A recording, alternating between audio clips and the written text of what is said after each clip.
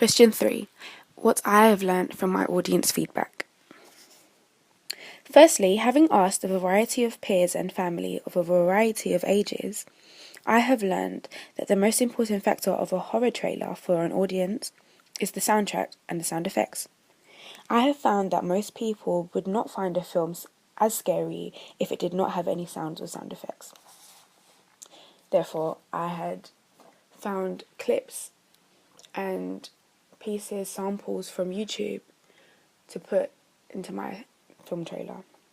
Secondly, I've also learned that the setting of a horror trailer is important.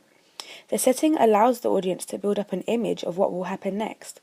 In effect, this builds up tension. In my trailer, I therefore filmed in a forest, which is a typical convention for a horror film setting, as it tends to create a mysterious feel to the film.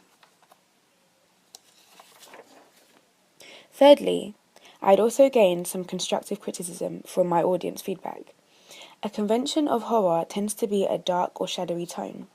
Therefore, I added a few darker tones to my actors in terms of makeup and clothing, and I also had changed many of my brighter scenes to be much darker, as the feedback suggested that my work was too bright, and therefore it didn't fit the horror genre.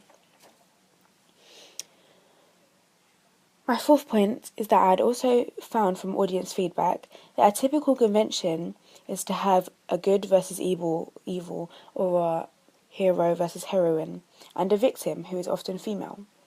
In my trailer, I have subverted this convention, as my victim is a male. After showing my work to various peers and other media students in my course, they found that this subversion was very effective. From this, I had compared my work to the work of others. This was to gain further ideas to add to my own, and then to develop ideas further from a more effective piece. Various ideas on effects enabled me to use effects on Photoshop and Final Cut Pro to add a scarier feel to my trailer.